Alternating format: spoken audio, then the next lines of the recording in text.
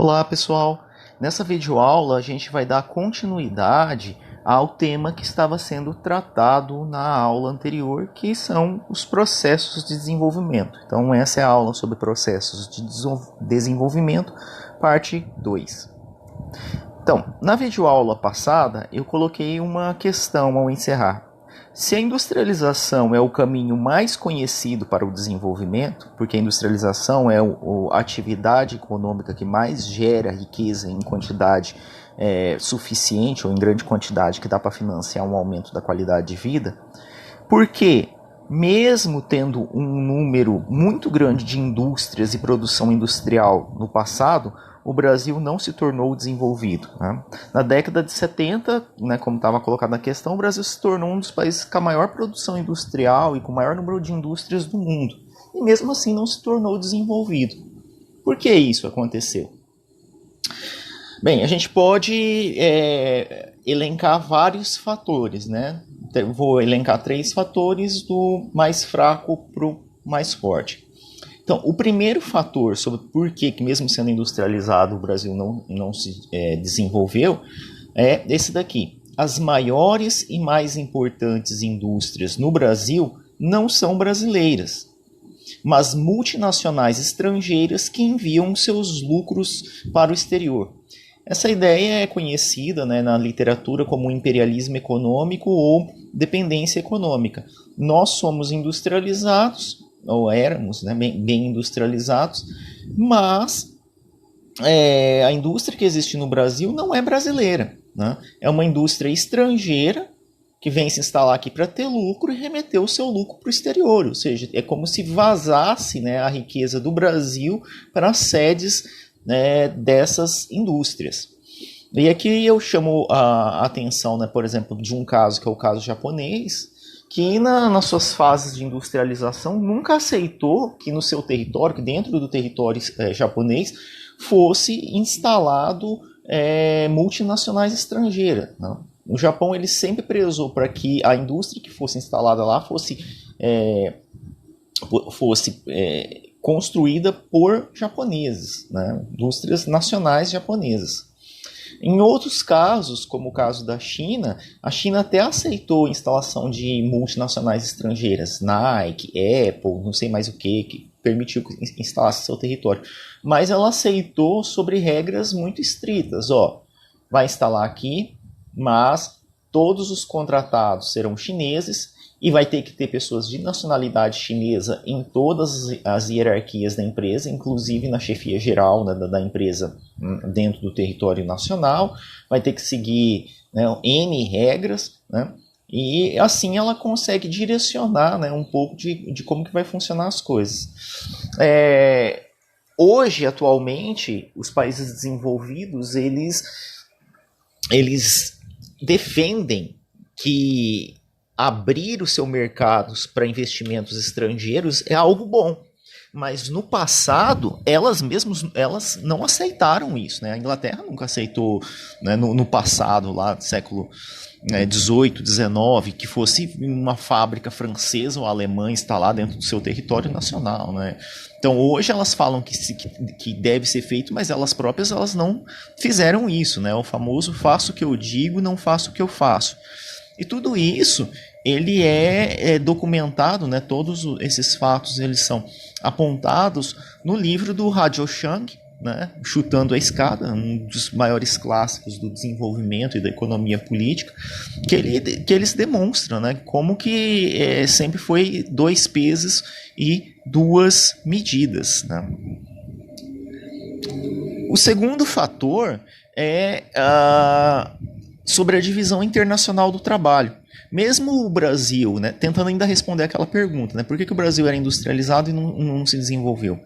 Porque no comércio internacional, a pauta de exportação brasileira na década de 70, mesmo o Brasil sendo industrializado, quando você olha o que o Brasil exportava para os outros países, eram commodities, produtos agropecuários e minerais. E como a gente já estudou no passado, um dos mecanismos de perpetuação de desenvolvimento dos países desenvolvidos e subdesenvolvimento dos países pobres é a divisão internacional do trabalho, no qual um produz commodity e o outro produz produto industrializado. E na prática continuou o Brasil fornecendo commodities para os países centrais, e os países centrais vendendo ainda industrializados ou diretamente ou por meio das suas multinacionais instaladas no Brasil, né? Mas a divisão do trabalho continuou a mesma, né? Continuou-se a mesma. Então, uma coisa um trabalho, uma pesquisa muito interessante sobre esse período, né, é da Heloísa da Conceição Machado da Silva, a tese de doutorado dela que ela transformou em livro. A tese dela está em aberto na internet, se vocês jogarem o nome dela e o livro e o título, vocês encontram em aberto, gratuito. Quem quiser impresso também dá para comprar, né, impresso, que ela explica, né, como é que foi esse processo de industrialização brasileiro, e que mesmo se industrializando, o Brasil continuava sendo um vendedor de produtos, de commodities, né? E quando o Brasil pensou em mudar a sua política para se transformar num exportador de produtos industrializados, ali no final da década de 70, no governo Geisel, não tinha como traçar uma política dessa, porque o governo brasileiro não tinha influência sobre as indústrias que estavam no Brasil, porque os centros decisórios não eram do Brasil, as matrizes estavam no exterior. Então, mesmo que o governo brasileiro tentasse traçar um processo de desenvolvimento para vender produtos industrializados, se transformar numa nação exportadora de produtos industrializados, essa decisão cabia às sedes das empresas multinacionais, que não toparam, né, esse projeto do Brasil se transformar numa potência industrial exportadora de manufaturas, né? E também um outro fator que acabou corroendo a industrialização, colocando em xeque toda a indústria nacional naquele período, foram as duas guerras, os dois choques do petróleo. O Brasil era completamente dependente do petróleo importado, não tinha um petróleo nacional que conseguisse suprir a demanda nacional, e quando veio os choques do petróleo, a indústria brasileira padeceu bastante, com uma decisão das matrizes de desacelerar a produção industrial e novos investimentos. Então, esse é um segundo elemento a ser levado em consideração, né? O Brasil se industrializou, mas na divisão internacional do trabalho continuou um vendedor de bananas. E a terceiro e mais importante elemento para poder explicar, para responder aquela questão. Durante os governos militares, houve crescimento econômico, né? Houve aumento de riquezas, mas foi combinado também com um extremo aumento da concentração de riquezas no período. Ou seja, os indivíduos ricos no Brasil ficaram mais ricos, muito mais ricos, e os pobres ficaram um pouco mais pobres. Então houve concentração de renda. Lembrando que o desenvolvimento não basta você conseguir gerar a riqueza. Essa riqueza ela tem que se converter em melhoria na qualidade de vida da maioria, né, idealmente, de todas as pessoas de uma sociedade. Então, houve crescimento econômico, mas não houve distribuição da riqueza. A riqueza ficou concentrada na mão de poucas pessoas. Como a gente já estudou no passado, tem um índice que mede como é que se concentra a riqueza num país. Esse índice chama-se índice de Gini. Existem várias variações do índice de Gini, né? Você tem o índice de Gini de 10% sobre a riqueza, que é esse daí que eu estou utilizando. Existe o índice de Gini de 10% sobre a renda. Existe o índice de Gini de 1% sobre a riqueza, de 1% sobre a renda, né? O mais usado é esse que está na figura. Então, quando a gente diz que o índice de Gini do Brasil está ali entre os 5 piores do mundo, o Brasil é um dos 5 países mais desiguais, por algumas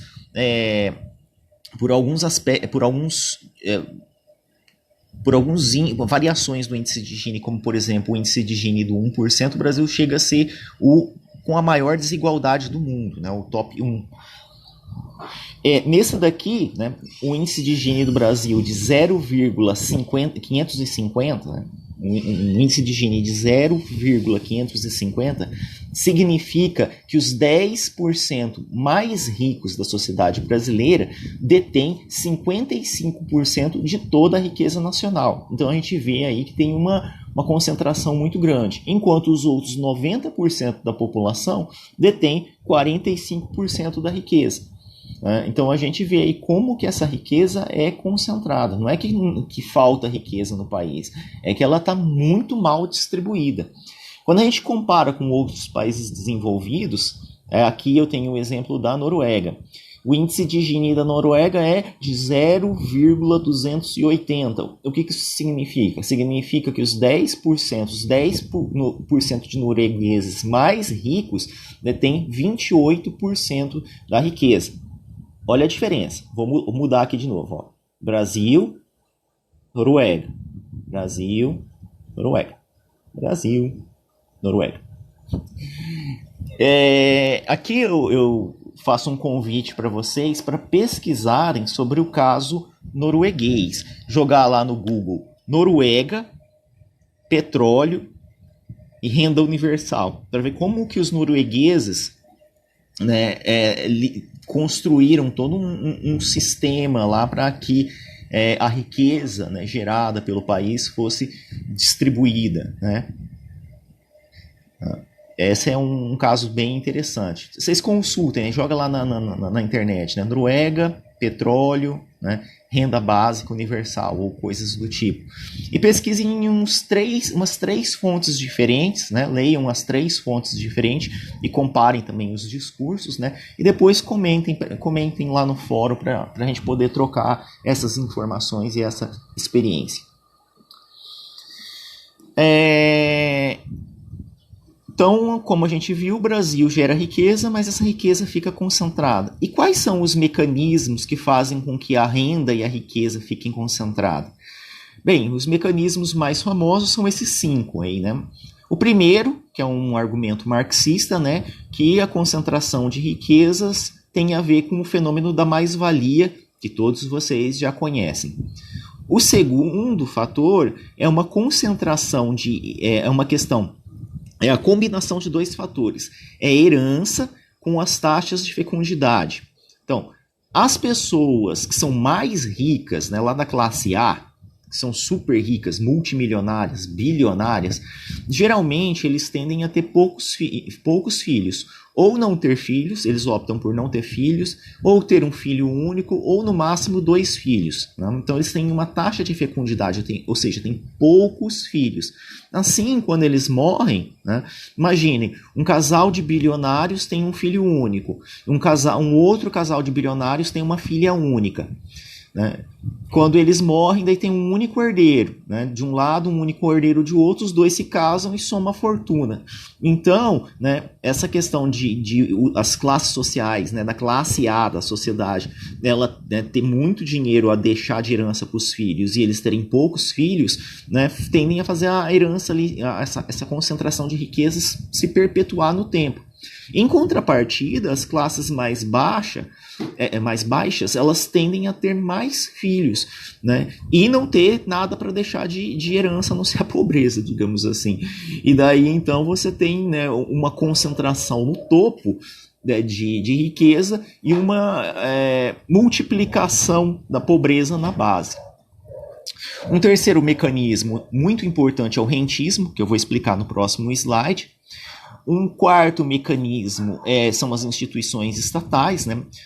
Alguns sistemas do Estado eles podem ajudar a combater a concentração de renda ou ajudar a concentrar ainda mais. Exemplos desses sistemas, dessas instituições estatais são o sistema previdenciário, né?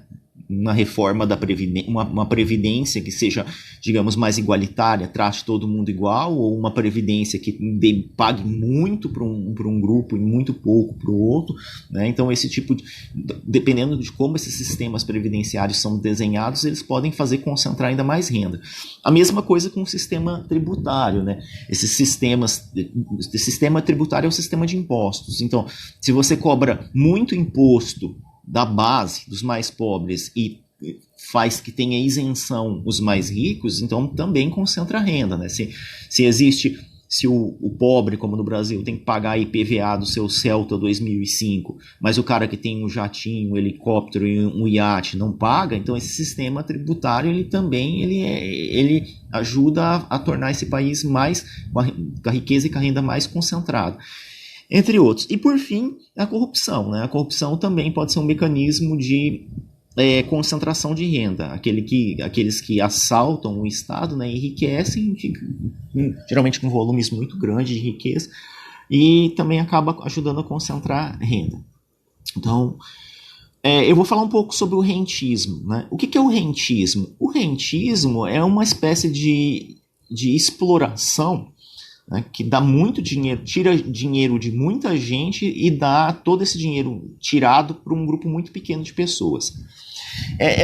A forma mais fácil de a gente entender o rentismo é observando o sistema bancário. Então, você imagina que uma pessoa no dia 1 de janeiro de 2019 contrai uma dívida de R$1.000 no cheque especial. E daí ela passa o ano inteiro com essa dívida sem conseguir pagar nada dela, né? Sabendo que no Brasil a taxa média dos juros de bancos comerciais, né, é de 13% ao mês, ou aproximadamente 330 ao ano, né? Então, quando passar esses 365 dias, esse um ano, a pessoa que tinha contraído a dívida de R$1.000 no dia 1º de janeiro, chega no dia 31 de dezembro devendo R$4.300 para o banco. Então, esse mega juro que é retirado dos trabalhadores e vai para os bolsos dos banqueiros, isso daí se chama rentismo. E lembrando que o Brasil é o país que tem as maiores taxas bancárias de juros de toda a América Latina. Você pegar todos os mais de 30 países que existem na América Latina, México, Peru, Argentina, Bolívia, Paraguai, Uruguai, Chile, Colômbia, né? El Salvador, né? De todos os países que tem na América Latina e Caribe, o Brasil é o que tem a maior taxa média de juro, né, nos bancos comerciais. E quando se compara com a Europa, o que a gente cobra aqui em um mês é a taxa de juro de um ano na Europa, né? A gente cobra aqui 13% ao mês, na Europa é cobrado 13% ao ano, né? E é interessante também, né, notar que, né, não é surpresa que a pessoa mais rica do Brasil seja um dono de banco, né, um banqueiro. E no Brasil essa questão do rentismo é tão grave que mesmo as instituições financeiras que deveriam cobrar taxas de juros mais baixas, como o caso dos bancos do tipo cooperativa de crédito, eles também cobram taxas muito altas, né? Teoricamente, um banco do tipo cooperativa de crédito, tipo o Sicredi ou o Sicobi, eles deveriam ter uma taxa bem pequenininha, porque é uma cooperativa de crédito. A lógica da cooperativa é cobrar taxas baixíssimas, e mesmo assim são muito altas, né? As taxas de juro das cooperativas de crédito no Brasil são infinitamente mais altas do que dos bancos comerciais da Europa, Estados Unidos, Japão, Austrália, etc. E também das fintechs, né? O caso do Nubank, do Inter, do Digio, né? São todos casos de fintechs que também deveriam ser soluções tecnológicas financeiras para cobrar pouco juro. E de fato eles cobram menos juros do que os bancos comerciais, mas mesmo assim também é muito alto.